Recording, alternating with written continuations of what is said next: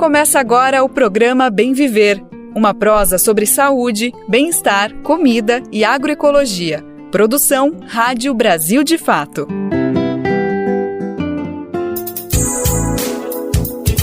Bora para mais uma? Tá começando mais uma semana e com ela mais uma edição do Bem Viver. Hoje é segunda-feira, dia 10 de junho de 2024. Espero que todo mundo tenha descansado no final de semana e esteja cheio de energia para tocar mais uma semanada. Aqui a gente vai junto ao longo de cada dia discutindo temas importantes que influenciam o futuro do país. Agroecologia, saúde, alimentação, cultura. É claro, sem deixar de falar sobre política, economia, assuntos mais complicados, mais difíceis, mas que fazem parte sim nessa caminhada rumo ao bem viver. Meu nome é Lucas Weber, eu te acompanho nessa jornada que está começando agora. Se liga nos destaques do programa de hoje. O que sobrou da Semana do Meio Ambiente? Discutimos o tema com a cozinheira e ativista indígena Tainá Marajoara, que trouxe o panorama sobre as articulações para a COP30 em Belém. MST realiza a Jornada da Natureza. Vamos saber os detalhes das iniciativas no Maranhão e no Paraná. Teve protestos contra a poluição e até semeada aérea da palmeira jussara.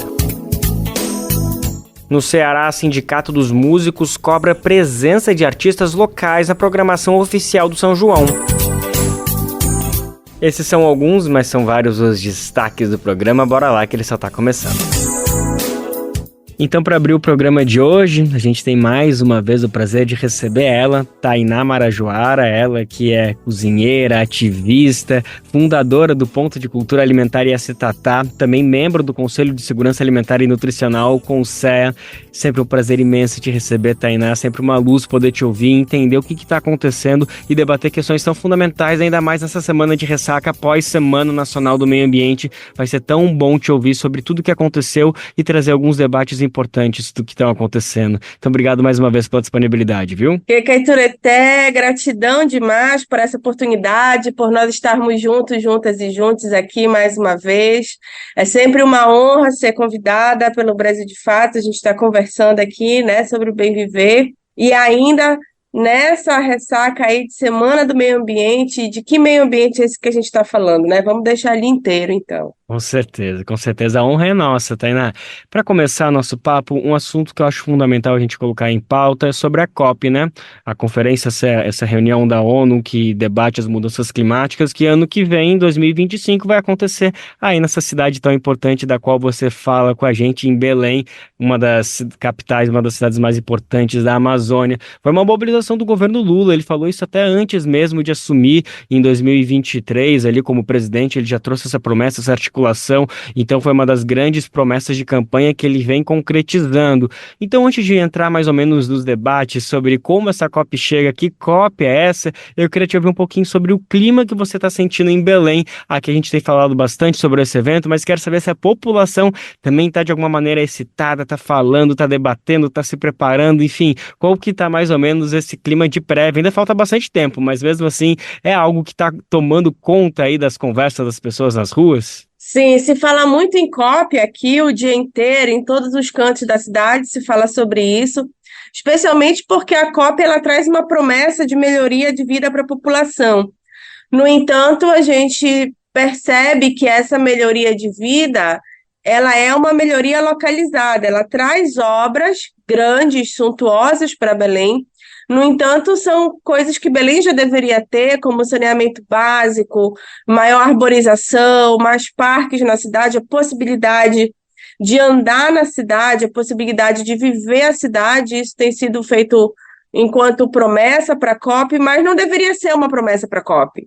Isso não passa da mínima obrigação dos gestores, dos entes e autoridades de Estado, seja ela municipal, estadual ou federal. Ela tem que garantir a vida, tem que garantir o direito, tem que garantir a segurança, as práticas culturais, tem que garantir o bem viver dessa população. Então, a gente vê essa COP chegando e todo esse frenesi. No entanto, a participação social ela ainda é, de certa forma, uma incógnita para nós, porque existem muitos debates acontecendo, muitos seminários, várias coisas sobre participação social e meio ambiente, participação social e clima, tudo se fala nesse âmbito da COP.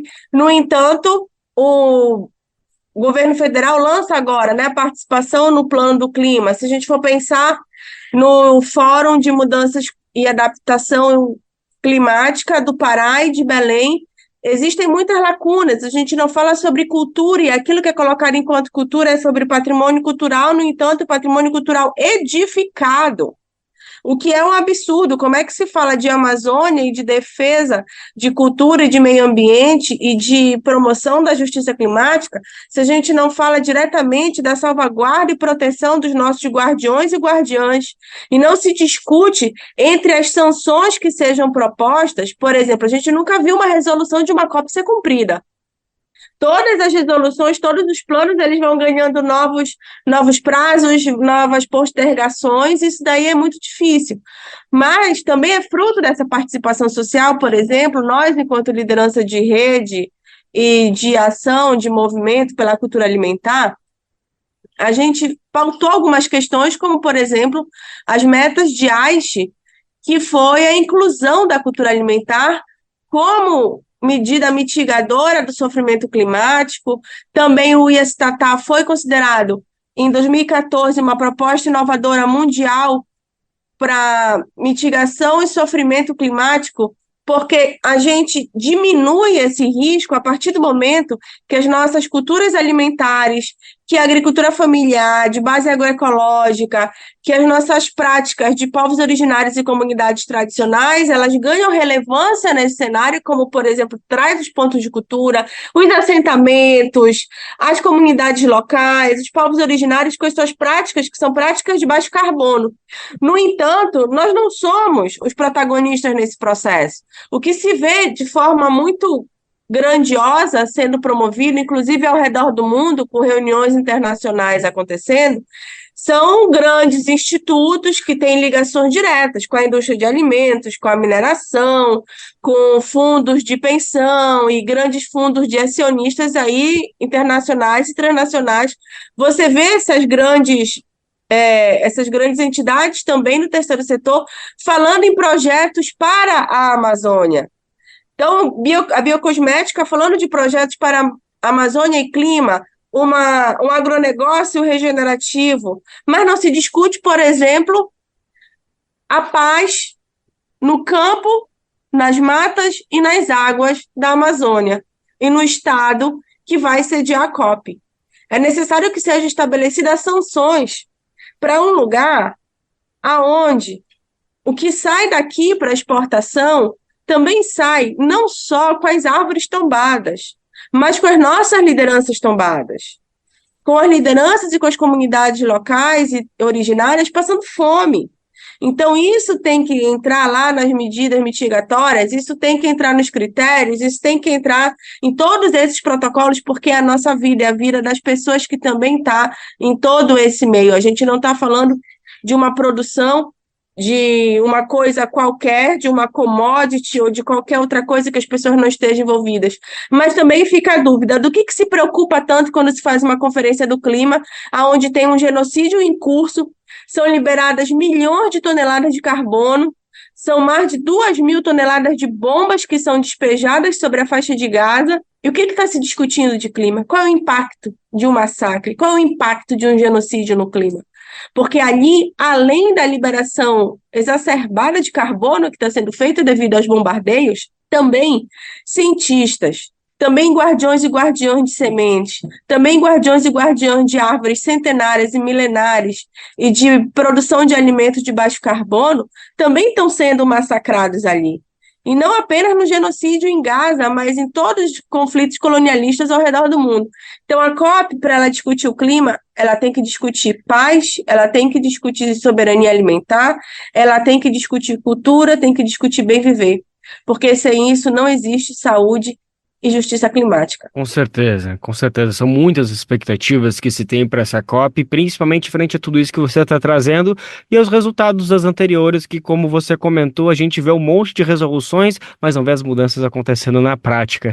Eu fico, então, pensando um pouco, Tainá, se existe uma expectativa desses movimentos populares de talvez organizar uma COP paralela, de talvez aproveitar que todo esse momento vai estar com muitos olhos sobre Belém, sobre o Brasil, sobre a Amazônia, se vai vai ser também uma oportunidade, talvez, desses movimentos que não forem convidados devidamente para participar junto com a reunião desses engravatados, de pensar alternativas aí para conseguir fazer uma COP de verdade. Existem movimentos, por exemplo, a COP das Baixadas, que é organizado por alguns movimentos Sim, populares. sim, Então, já está um sim. pouquinho esse clima de talvez as alternativas melhores sejam pensar numa COP paralela, ou ainda não desistiram de fato conseguir levar as verdadeiras reivindicações necessárias para a COP oficial, digamos assim? Na verdade, são as duas coisas.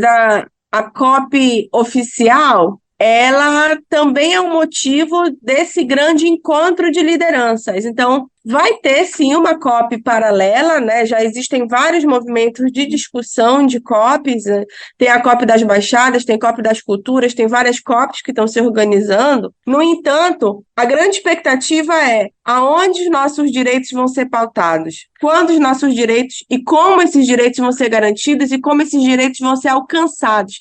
E como nós faremos para alcançar essas autoridades, como tu falaste aí, né? Essas autoridades engravatadas para que sejam cumpridas aquilo que nós estamos buscando. Então, é sim com a pressão popular, é sim com a participação popular que a gente garante direitos, e isso com certeza vai acontecer, porque essa mobilização popular, ela já está acontecendo. E não só, de fato, pela organização, para que haja uma movimentação para essa garantia de direitos. Não é só uma marcha, mas sim um processo, não é só um evento realizado no período da COP, mas sim um processo que ele vem acontecendo aí desde o ano passado já.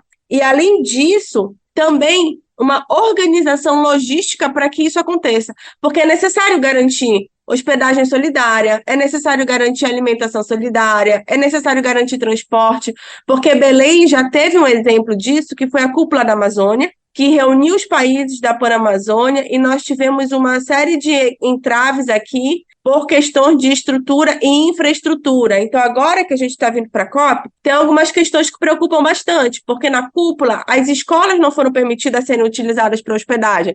Então, como é que a gente vai fazer? Quais são as nossas estratégias aqui enquanto movimento para que isso aconteça? Quais as estratégias que a gente vai ter para conseguir alimentar todo mundo? Como é que o governo federal também está dialogando com a gente, porque essa é uma pauta para o governo federal, para o ministro Wellington Dias, para o MDS, garantir com que as cozinhas solidárias elas estejam presentes nesses espaços para garantir a alimentação dos movimentos populares. Mas também, mais do que isso, a gente quer estar lá dentro do espaço da COP cozinhando. A gente quer estar lá dentro do espaço da COP mostrando que a gente sabe cozinhar, a gente sabe fazer comida de baixo carbono, e nós somos capazes de atender não só um movimento, não só um evento gigante como a COP, mas qualquer outro evento, qualquer outra ação de Estado.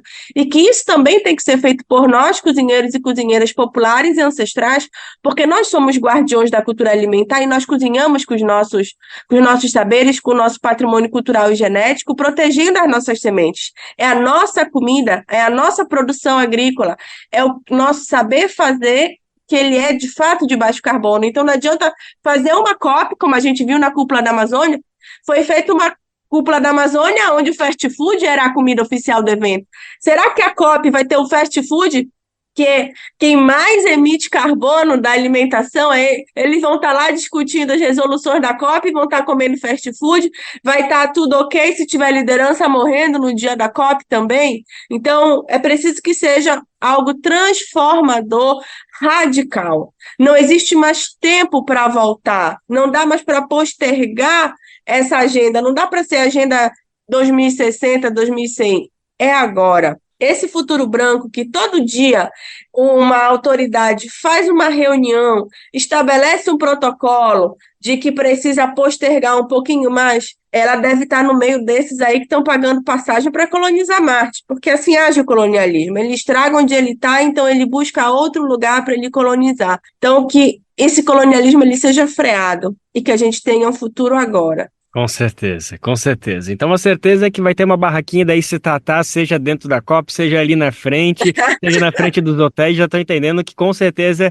vai ter aí algum arroz paraense, um tacacá aí, o pessoal não vai sair de lá sem experimentar a verdadeira cultura alimentar da Amazônia, né, Tainá? E não só nossa, tem que estar toda uma rede aí de cultura alimentar, os assentados, as ocupações da reforma agrária, tem que estar as comidas dos quilombos, era para estar os biomas todos do país representados aqui. Essa é uma luta que tem que ser levada à frente com muito afinco para que o governo federal garanta, que o Itamaraty garanta que a gente entre, porque a gente precisa entrar não só para cozinhar, não só para estar nesses espaços para um serviço. A gente precisa estar nos espaços de decisão também. Com certeza. E o Brasil, de fato, vai estar acompanhando todos esses detalhes, não só lá, vamos estar junto contigo nesse passo a passo, cobrando para ver todas essas coisas acontecerem. Acabei de conversar, então, com Tainá Marajoara, ela que é cozinheira, ativista, fundadora do Ponto de Cultura Alimentar Iacetatá e também membro do Conselho de Segurança Alimentar e Nutricional, CONSEA.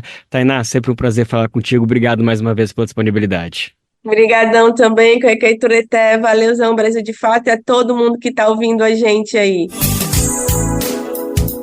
Então a gente acabou de conversar com Tainá Marajoara, ela que é cozinheira, ativista socioambiental, fundadora do Ponto de Cultura Alimentar Iacetatá. O espaço fica em Belém e é responsável pelo famoso circuito curto dos alimentos, que significa trazer comida que vem de assentamentos MST, de comunidades quilombolas, indígenas, ribeirinhas e fazer a produção dessas comidas, desses pratos para toda a população da cidade, da capital paraense, fazendo com que tudo fique mais perto, que a gente saiba a origem dos nossos alimentos. Durante o papo, a Tainá falou principalmente sobre a COP30, que acontece ano que vem, justamente na cidade dela, em Belém.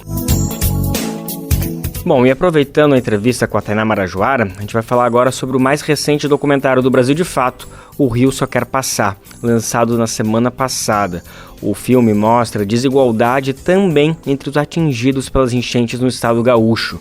Os nossos repórteres Murilo Pajola e Vitor Shimomura passaram alguns dias entre as cidades atingidas e mostraram nesse documentário como a tragédia climática afetou moradores de áreas urbanas, assentamentos da reforma agrária, quilombolas e também comunidades indígenas. O Brasil de Fato lançou nesta semana o documentário O Rio Só Quer Passar, Tragédia Climática no Rio Grande do Sul.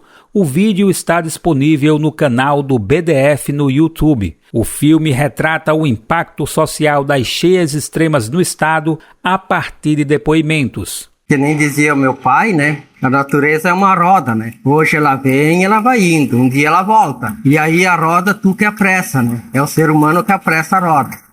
Foram ouvidos moradores e moradoras de áreas urbanas, assentados e assentadas da reforma agrária, indígenas e quilombolas. Para produzir o documentário, o Brasil de Fato percorreu durante uma semana as áreas mais devastadas nas cheias extremas de maio de 2024.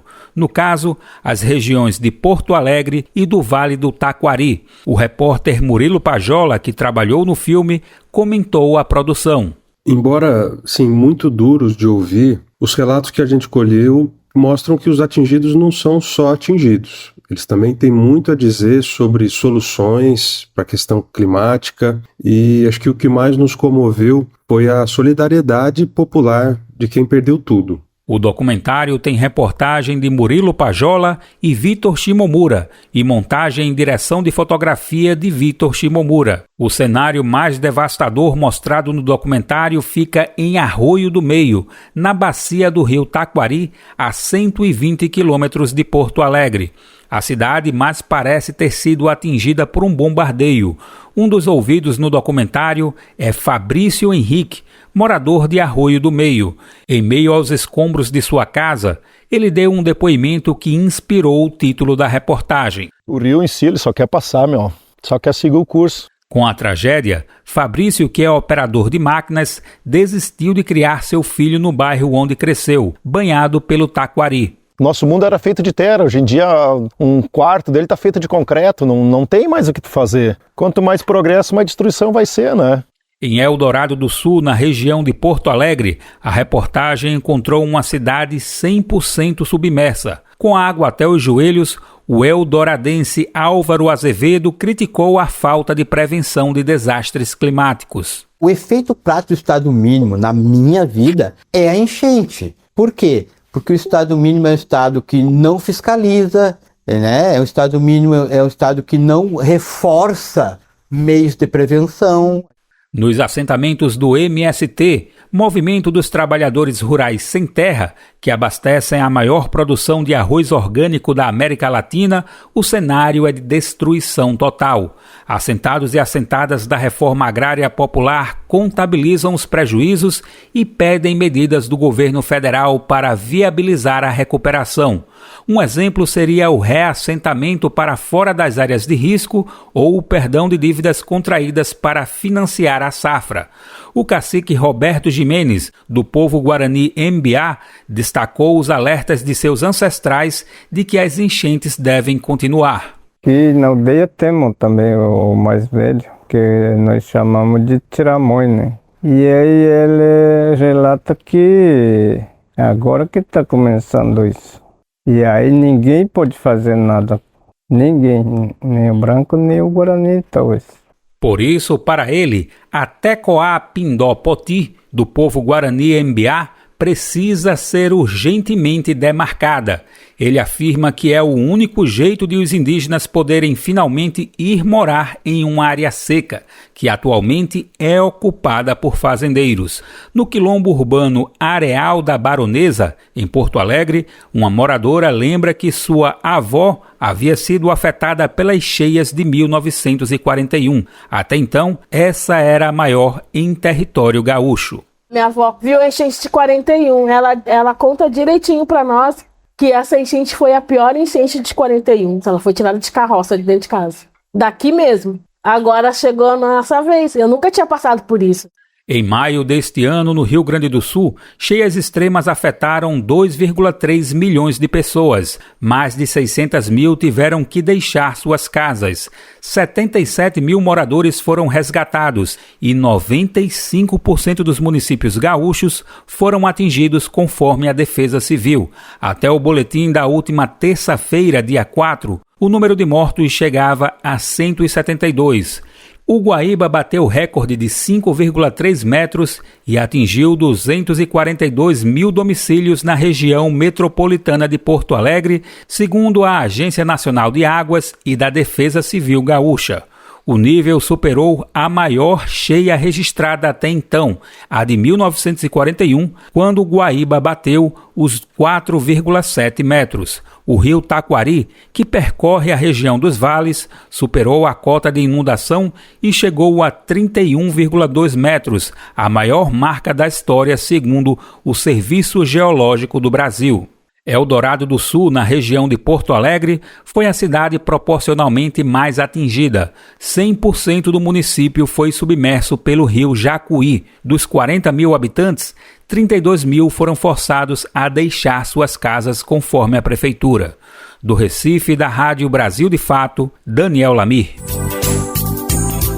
E das tragédias no Rio Grande do Sul, a gente vai agora para o Maranhão, onde uma experiência popular tem criado uma ferramenta agroecológica que é muito poderosa. São as chamadas barraginhas. São pequenas escavações na terra, mas que são projetadas para capturar o excesso de água, controlar a erosão do solo e melhorar a infiltração da água. Olha só quanta tecnologia, gente. Vamos saber mais dessa história. Quem conta pra gente é a Mariana de Castro, diretamente do Maranhão. Entre secas extremas e graves enchentes, pequenos produtores são um dos maiores afetados com os impactos de mudanças climáticas.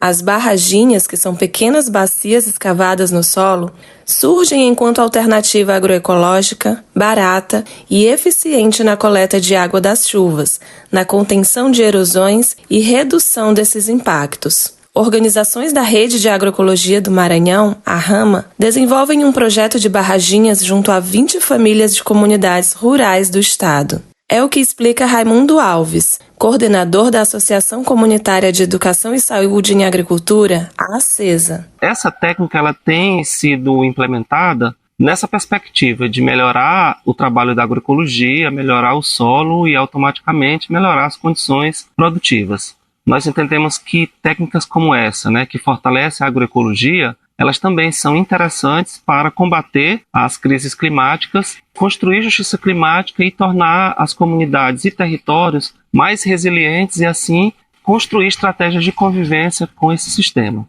As famílias recebem ainda o acompanhamento do GEDMA, um grupo de pesquisa ligado à Universidade Federal do Maranhão, responsável pela coleta e sistematização de dados científicos. Uma das pesquisadoras e educadoras ambientais é Ana Lourdes Ribeiro, que explica os benefícios do projeto. É que as próprias comunidades elas conseguiram entender e colocar em prática a vivência delas em relação às mudanças climáticas no local e como é que a agroecologia pode contribuir nesse processo da qualidade de vida e numa alimentação sem veneno. As barraginhas, elas fazem parte de um sistema, né? E aí vem acúmulo da água, né, no lençol freático para alimentar todo um sistema, inclusive um sistema de agricultura familiar, que é o SAF. Então, a gente tem uma expectativa. No entanto, essa expectativa de que melhore esse microclima, o solo, né, a produção local de cada comunidade. Wesley Nascimento, da comunidade Vila Bom Jesus, localizada em Lago Verde, no Maranhão, é um dos produtores que aderiu às barraginhas em sua propriedade de 10 hectares. E em menos de um ano, já comemora os primeiros benefícios da implantação de 5 unidades, aliadas ao sistema agroflorestal. A gente já consegue ver alguns benefícios, né, que são a visita de alguns animais silvestres, que são algumas aves como iumas, o socó. Também tem alguns animais que são a capivara, que a gente já consegue ver, já tem mais ou menos umas 10 capivaras visitando a propriedade, por questão da água, né, bastante água. A gente já consegue ver também o tatu, a cutia, a paca. Assim, a gente sabe que esse é um processo. A gente ainda está de início, é com o decorrer do tempo que vai acontecendo, mas já de início a gente consegue ver que tem resultados, né? A gente consegue ver que é um projeto gratificante. É algo que a natureza, daqui mais uns 2 a 5 anos, a natureza vai começar a agradecer. Do Maranhão para a Rádio Brasil de Fato, Mariana Castro. Vamos seguir por lá, no Maranhão, porque a nossa repórter Mariana Castro também acompanhou na semana passada a realização da Jornada da Natureza, uma atividade do Movimento dos Trabalhadores Rurais Sem Terra, o MST, com o objetivo de alertar para a preservação do meio ambiente.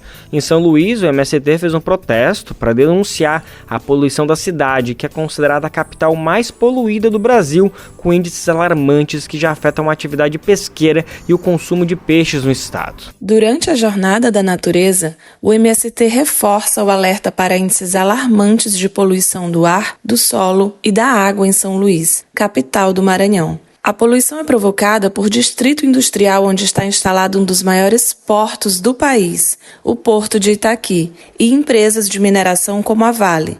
Na região, o nível máximo de poluição é acionado todos os dias. É o que explica o advogado e ativista ambiental Guilherme Zagallo. Nós temos um distrito industrial com emissões informadas em 2017 de 48 mil toneladas de poluentes por ano, que tem ultrapassado os limites máximos permitidos pela nossa legislação. E em 2023 nós tivemos 903 ultrapassagens do nível de emergência, que é o pior que existe na legislação ambiental. O distrito industrial é formado por empresas que atuam no ramo da mineração e queima de carvão mineral.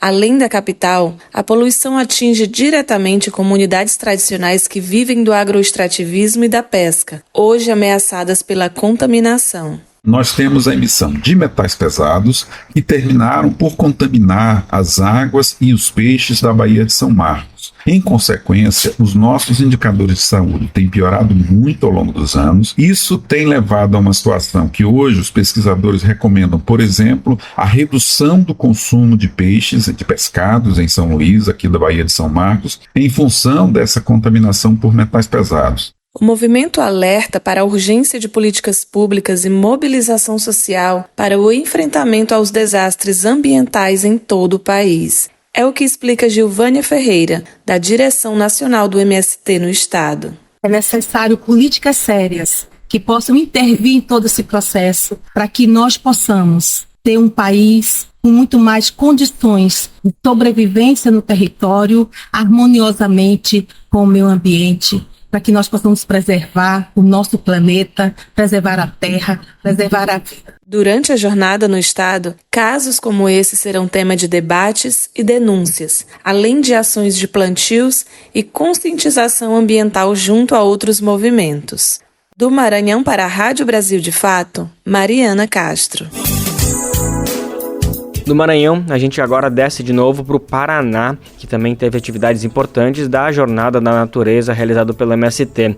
A mobilização terminou no final de semana e o nosso repórter Kaique Santos acompanhou tudo de perto e agora ele vai trazer um balanço para a gente, contando sobre as atividades, o que principalmente rolou, incluindo essa semeadura aérea da palmeira Jussara. Foram toneladas de sementes jogadas diretamente de um helicóptero da Polícia Rodoviária Federal e o MST que estava comandando tudo isso. Inclusive a ministra dos Povos Indígenas, Sônia Guajajara, esteve presente. Bom, vamos ouvir esse balanço. Conta pra gente, Kaique. Raquel Viana de Araújo faz parte do acampamento Fernando de Lara, uma das comunidades beneficiadas com o lançamento aéreo de sementes da palmeira Jussara. A Raquel faz parte do acampamento Fernando de Lara, uma das comunidades beneficiadas com o lançamento aéreo de sementes da palmeira Jussara, e ficou emocionada por poder contribuir com a semeadura de dentro do helicóptero da Polícia Rodoviária Federal.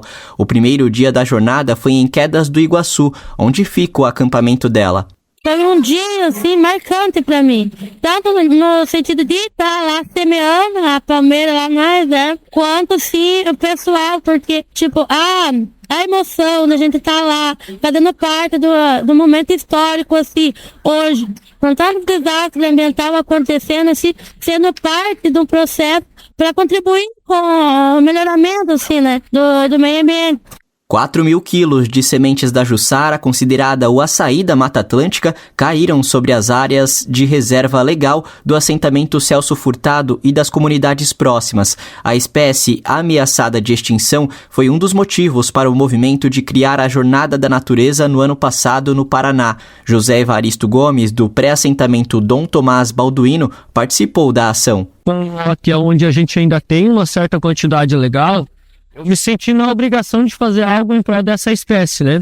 Então, a partir do primeiro ano que a gente começou a colher o fruto da palmeira Jussara para extrair a polpa, a gente já começou a disseminar a semente para os vizinhos, para os amigos, né? Bruna Zimpel, da direção nacional do MST, fala da importância da jornada que este ano teve como lema Semeando Vida para enfrentar a crise ambiental. A gente compreende que o que está acontecendo no nosso país, tanto de períodos sem chuva ou períodos de muita chuva, até com as enchentes que têm acontecido, são resultado da crise ambiental, que é causada pelo sistema capitalista, que explora a natureza, que destrói a natureza, e que aí vem gerar essa crise climática que a gente está vivenciando. Então a gente entende que é necessário acontecer esse tipo de ações, e não só durante essa semana, mas durante o ano todo, né? A iniciativa é parte do Plano Nacional Plantar Árvores, Produzir Alimentos Saudáveis. O projeto foi lançado pelo MST em 2020 com o objetivo de plantar 100 milhões de árvores até 2030. Nesta edição da jornada, houve visita à área de 67 hectares contemplada pela semeadura aérea de Jussara feita em 2023. As mudas estão em média com 14 centímetros de altura. Pesquisadores da Universidade Federal da Fronteira Sul analisaram os primeiros resultados do plantio. Julian Pérez Cassarino, professor da instituição, comenta. A gente viu que caiu semente, ela germinou, ela nasceu, está numa grande densidade. Se a gente ficar com 10% dessas mudas que estão presentes hoje na mata, né, a gente teria, em média, 5 toneladas de polpa por hectare. Né, que isso, a um preço de R$20, que é o preço que a gente vem trabalhando, daria uns R$100 mil por hectare, com a gente enriquecendo a mata, atraindo fauna, permitindo a regeneração de outras espécies florestais, né, e colhendo somente o fruto. A Jussara o pessoal conhecia pelo palmito. Para extrair o palmito, cada palmito é uma árvore. Né? Quando a gente extrai o fruto, a gente não derruba a árvore e daquele fruto a gente aproveita a semente e semeia mais. Numa parte da área, a palmeira Jussara cresce dividindo espaço com pinos. Itacir Gonçalves Helminski, do MST, chama a atenção para a importância da biodiversidade. Tem esse contraste muito importante para a gente saber que é uma nova era, uma nova etapa que a gente tem do monocultivo para uma biodiversidade. Em cada fitinha vermelha dessa aqui, ó, só nesse 1 metro quadrado aqui, a gente tem 3, 4, 5 plantas ou mais da palmeira Jussara.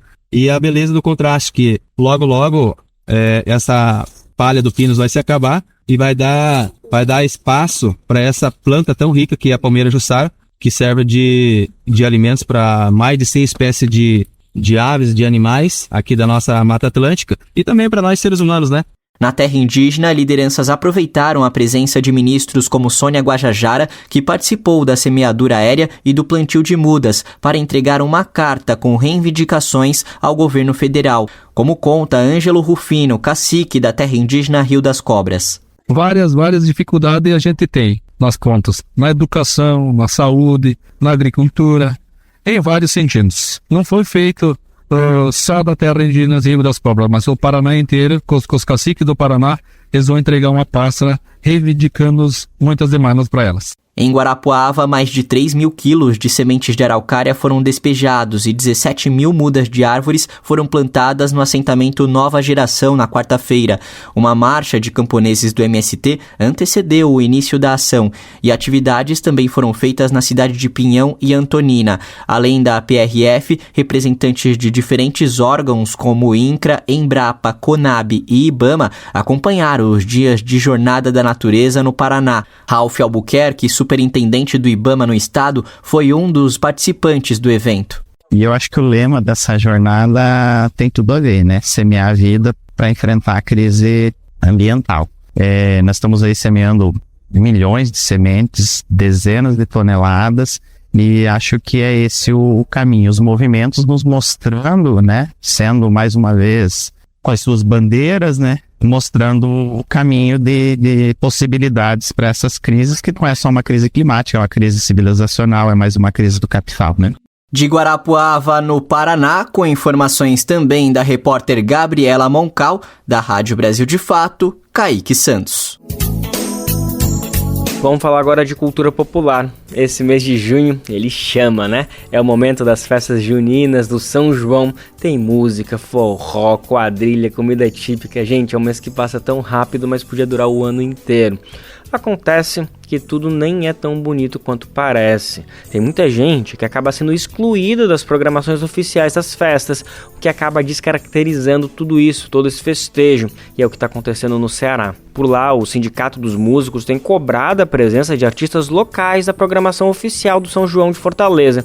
Quem vai contar mais detalhes dessa história pra gente é o nosso repórter Afonso Bezerra. Junho chegou e com ele as melhores festas populares em todo o Nordeste. A programação do São João de Fortaleza em 2024, lançada pela Prefeitura, contará com atrações nacionais, apresentação de quadrilhas juninas e ações de sustentabilidade.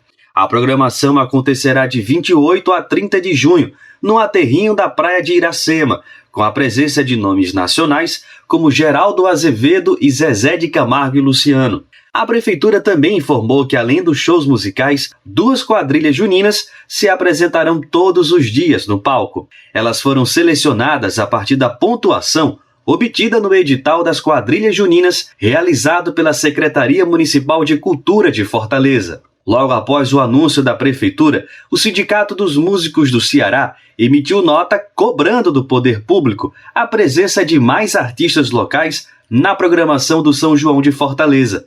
Segundo o sindicato, a programação recentemente anunciada do São João de Fortaleza privilegia artistas de fora do estado, alguns dos quais não têm ligação com o movimento ou a temática junina, e perde a oportunidade valiosa de contar com mais artistas cearenses e atuantes no Ceará, de refletir a pluralidade e a diversidade da cultura cearense. Segundo o sindicato, inúmeros artistas poderiam fazer parte dos 3 dias de festas, de forma coerente com a política cultural, que valorizasse a cena local.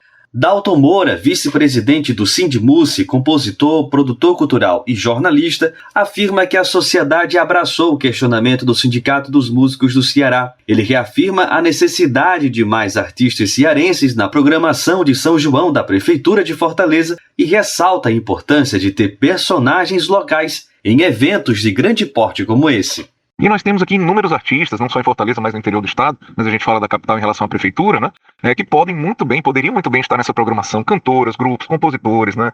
Bandas, desde os veteranos, os mestres da música do Ceará, até os mais jovens. Nós temos inúmeros artistas que poderiam estar nesse momento de 3 dias de festa, de um palco nobre, de um evento de grande porte, mas não. Esses artistas acabam invisibilizados, escondidos pela própria prefeitura, a quem deveria tocar, né, a tarefa de promover a política pública de cultura, de lançar luz sobre esses artistas, e não de escondê-los, e não de invisibilizá-los, ou de mantê-lo somente em palcos com menor destaque, menor divulgação ao longo do ano, com cachês muito baixos também, né? E sem divulgação, que é um dos principais pontos que a gente toca. E quando da programação de grandes eventos, como São João, férias, o aniversário da cidade e o Réveillon, haver tão pouco espaço, a gente sentir tanta falta de tantos artistas que estão aí prontos, né, para chegar ao público de forma muito bonita, muito intensa. Dalton afirma que a Prefeitura de Fortaleza não respondeu à nota do sindicato e afirma que houve alteração na programação depois de denúncia feita pela vereadora Adriana Jerônimo do PSOL. A Secretaria de Cultura convidou o sindicato para uma reunião na segunda-feira, dia 27. O encontro aconteceu, mas não teve desdobramentos práticos, não houve informação sobre novos artistas cearenses serem acrescentados a essa programação, não houve resposta à nota em si, né, apenas uma reunião para tratar de aspectos mais gerais da política cultural e sem que fossem firmados compromissos, né, assim, sem que fossem apontadas ações concretas, né, mais um encontro de fato, de diálogo e que saiu com encaminhamento de uma próxima reunião, mas sem ações concretas, sem mudanças, por exemplo, na programação de São João, que a gente lamenta e se recusa a aceitar, né, nós continuamos solicitando que haja sim a inclusão de novos artistas, de artistas cearenses nessa programação, porque temos muitos mesmo, que precisam desse espaço, a população tem direito a conhecê-los, é preciso respeitar esse direito, os direitos culturais da população de Fortaleza. Em nota, a Secretaria de Cultura informou que a Prefeitura de Fortaleza divulgou as atrações confirmadas até agora e segue montando a programação com artistas da terra e quadrilhas juninas tradicionais da cidade, e que todos os cachês dos artistas anunciados são pagos por patrocinadores. Da Rádio Brasil de Fato, com reportagem de Francisco Barbosa, em Fortaleza, Afonso Bezerra. E olha só, na semana passada aconteceu uma mobilização parecida, só que no Recife. Um grupo de sanfoneiros realizou um ato na Assembleia Legislativa do Estado de Pernambuco para cobrar a participação de artistas populares e da tradição junina nas festas oficiais, como São João de Caruaru e Petrolina. O grupo cobrou dos parlamentares a elaboração de novas leis que garantam a participação dos forrozeiros tradicionais na programação oficial dessas festas. Fica aqui então um alerta que a diversidade é importante, mas a gente não pode deixar de fortalecer a raiz da festa, gente que preza pela essência do São João e que conserva os principais elementos da cultura popular. Tem espaço para todo mundo, gente, é o mês inteiro, vai até julho, então todo mundo tem o direito e dever de participar. Se alimentar como um ato político e comida sem veneno? O Armazém do Campo reúne as duas coisas com a agricultura familiar orgânica e agroecológica dos assentamentos da reforma agrária. São várias lojas espalhadas pelo Brasil com produtos do Movimento Sem Terra, MST, além de atividades culturais, cafeteria e almoços coletivos. Encontre o Armazém do Campo mais próximo de você pelas redes sociais e venha. Traga sua família e amigos para conhecer um novo jeito de comer bem.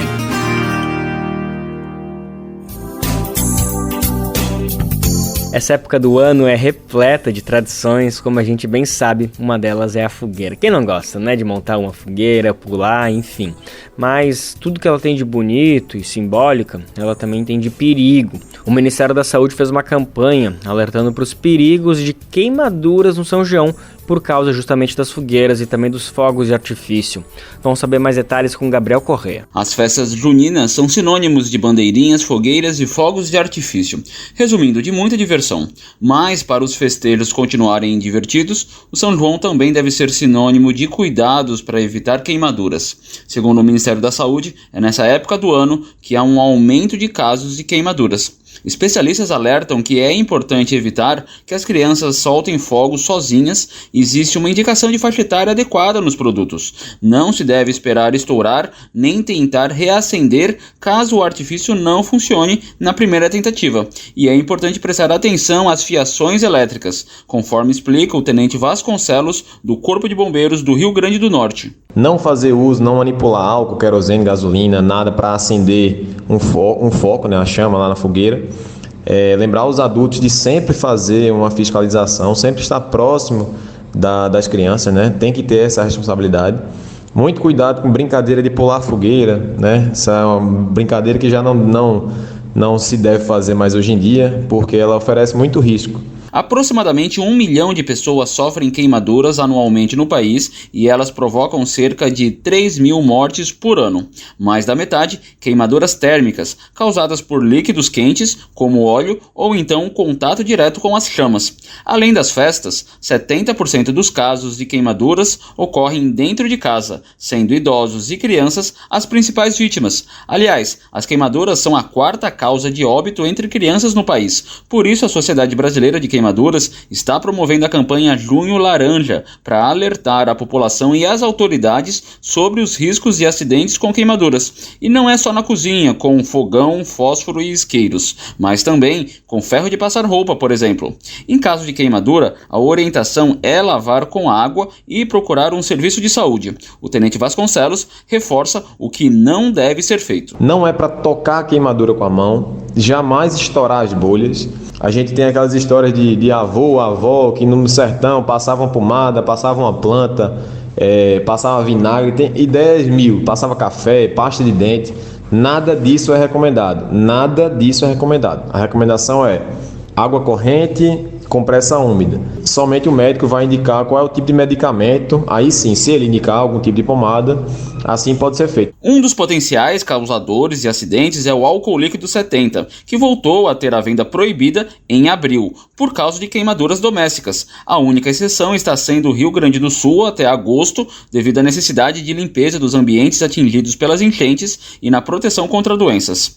Seja na festa de São João ou dentro de casa, o melhor contra queimaduras é a prevenção. Da Rádio Nacional em São Luís, Gabriel Correa. Do Ceará, a gente vai para Minas, porque o Estado, num projeto de mineração capitaneado pela Vale, pode colocar em risco a segurança hídrica da população. Após 15 anos interrompido, o tema voltou a ser discutido pelo governador Romeu Zema. É o chamado Projeto Apolo, que trata da exploração minerária próxima à Serra da Gandarela e coloca em risco uma série de coisas, e a principal delas é o Serviço Hídrico de Belo Horizonte. Ana Carolina Vasconcelos, nossa repórter de Belo Horizonte, conta os detalhes pra gente. Após 15 anos travado, o governo de Minas Gerais, sob gestão de Romeu Zema, do Partido Novo, retomou os debates sobre o Projeto Apolo, que trata da exploração minerária próxima à Serra do Gandarela.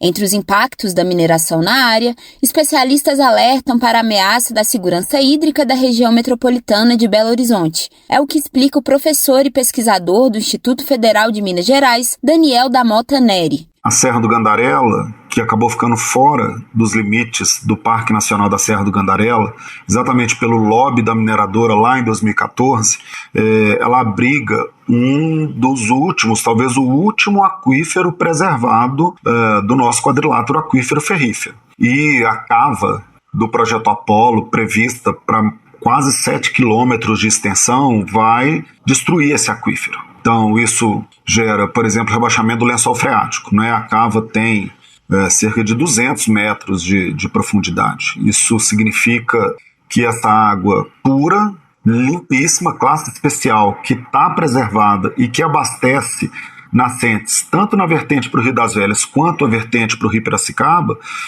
vão secar, né? Essa água é bombeada para poder ter a exploração do minério, ela é descarregada em outras nascentes, né? Essa água que é uma água de profundidade, que é uma água subterrânea, acaba virando uma água superficial. Isso altera todo o regime das águas nessas duas bacias e depois não tem volta.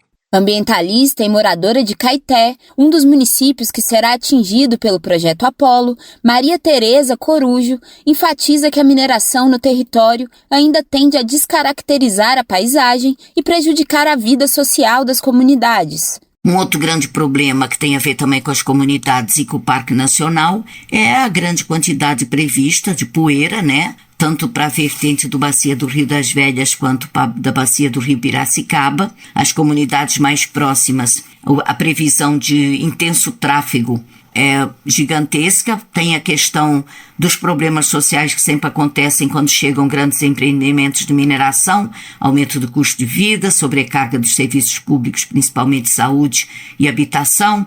A questão está previsto também questões de aumento das taxas de gravidez precoce, prostituição infantil e adulta Com a possibilidade de licenciamento do projeto, moradores das comunidades, ambientalistas e pesquisadores intensificaram as mobilizações para informar a sociedade sobre os riscos.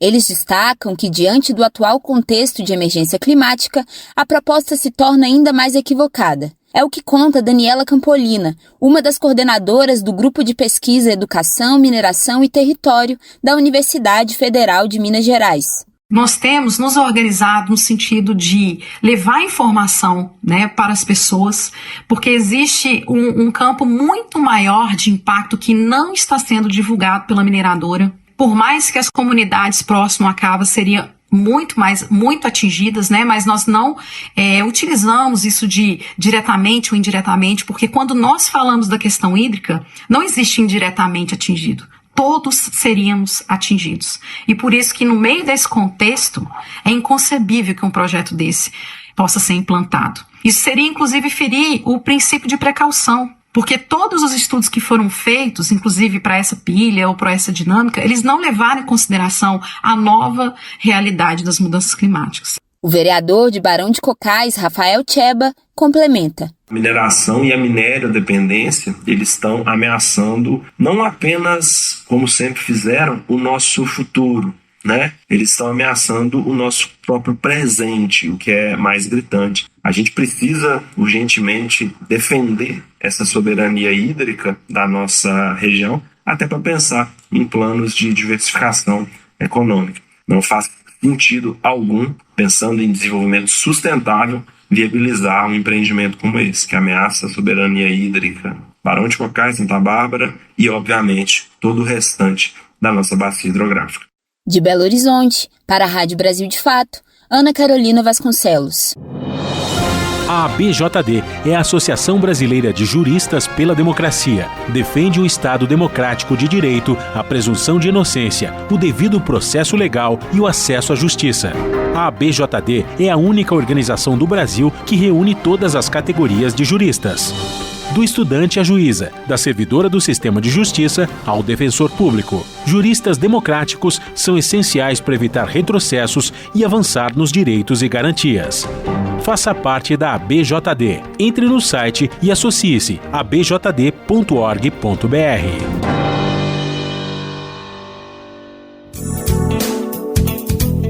O nosso assunto agora é a iniciativa do governo do Paraná de privatizar a gestão das escolas públicas. Pois é, o tema foi parar no STF por iniciativa de deputados estaduais que se opõem à iniciativa do governador Ratinho Júnior. Quem vai explicar melhor que história é essa é Leandro Martins, da Rádio Agência Nacional. A discussão entre grupos favoráveis e contrários ao projeto do governo do Paraná de conceder a gestão de escolas públicas estaduais à iniciativa privada chega ao Supremo Tribunal Federal. A ideia de provocar a Suprema Corte partiu de 9 deputados estaduais contrários ao projeto, depois da aprovação do Programa Parceiro da Escola pelo Legislativo Paranaense e a sanção pelo governador Ratinho Júnior.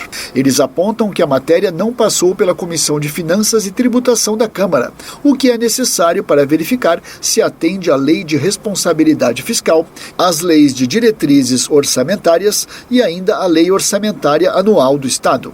Para os deputados que provocaram o Supremo, a gestão privada das escolas públicas significa também a terceirização do sistema e prejudica a autonomia e a liberdade do professor em sala de aula. Além disso, o processo acontece sem a participação da sociedade e não acompanha a Lei de Diretrizes de Base da Educação.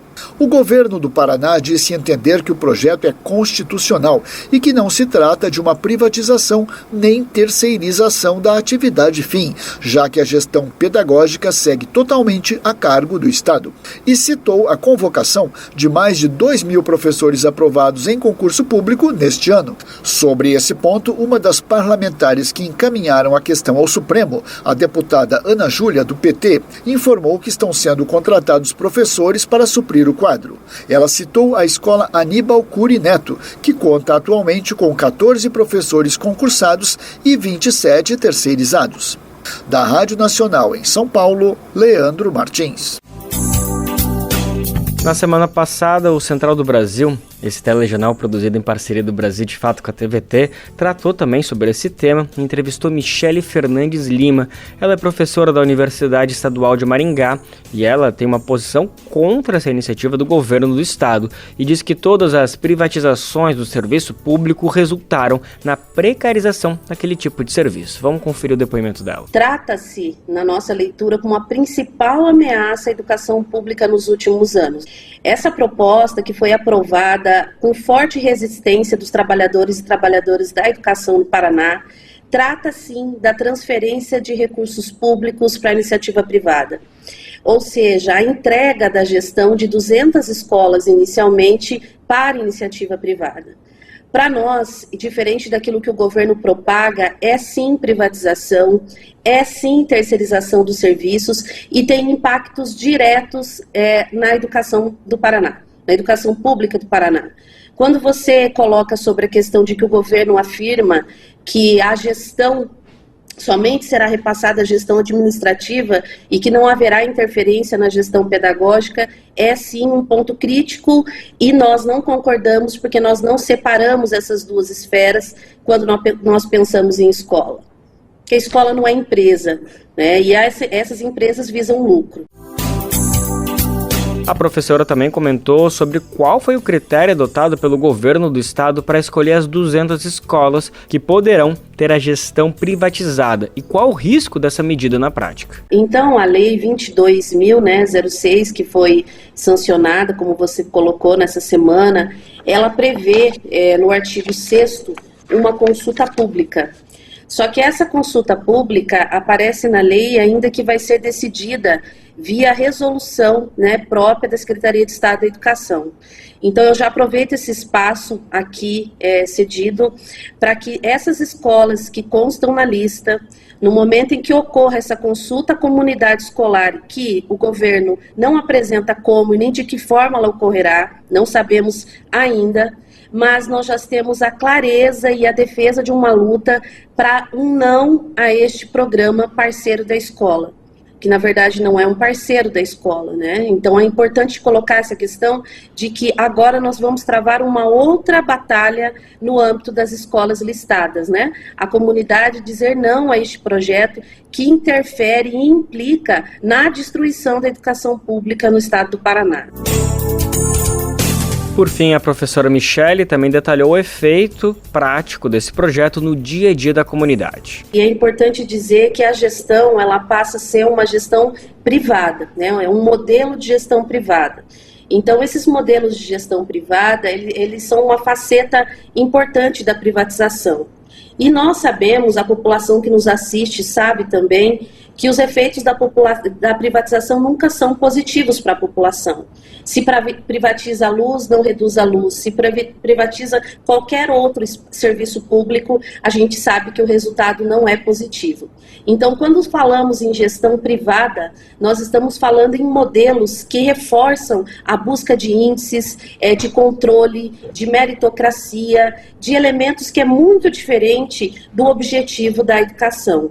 Então, perda da autonomia da escola, desvalorização do profissional, porque esse profissional, o próprio professor do quadro próprio, o professor efetivo, lá na lei já é dito que ele pode ser remanejado ou até mesmo convidado a sair, como já aconteceu em 2 escolas, que em 2022, vale lembrar, Luana, o governo já fez uma tentativa no final de 22, numa lista com 27 escolas, 25 escolas negaram e 2 se encontram neste modelo.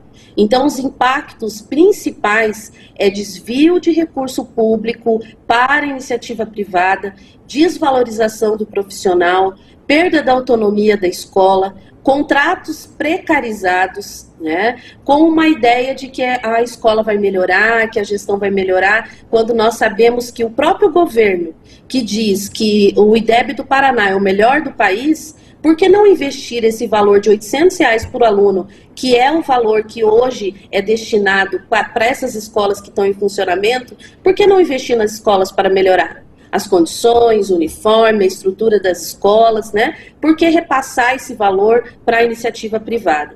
Então, acho que esse é um ponto bem importante que merece destaque a gente pensar. É isso então, a edição do Bem Viver de hoje, dessa segunda-feira, fica por aqui. Amanhã, terça-feira, nesse mesmo horário, estamos de volta, sempre a partir das 11 horas da manhã. A gente chega junto pela radiobrasildefato.com.br para o mundo inteiro, e a partir da 1 da tarde você se liga com a gente na Rádio Brasil Atual, a nossa parceira RBA 98,9 FM, isso aqui na Grande São Paulo. O programa também vai ao ar em diversas rádios pelo país, e a lista completa de emissoras que retransmitem o programa você encontra no nosso site, na matéria de divulgação diária. A gente aqui aproveita para agradecer todos esses veículos por estarem com a gente. Tamo junto, galera! O Bem Ver também fica disponível como podcast no Spotify, Deezer, iTunes e Google Podcast. A apresentação deste programa foi de Lucas Weber, roteiro de Afonso Bezerra, edição e produção de Rodrigo Gomes, Camila Aguiar e Douglas Matos, trabalhos técnicos de Lua Gattinoni, Edson Oliveira e André Paroche, coordenação de rádio e TV Moniz e Ravena, diretora de programas de áudio Camila Salmásio, direção executiva Nina Fidelis, apoio toda a equipe de jornalismo do Brasil de Fato. Até amanhã, gente. Tchau, tchau. Você ouviu o programa Bem Viver, uma prosa sobre saúde, bem-estar, comida e agroecologia. Produção Rádio Brasil de Fato.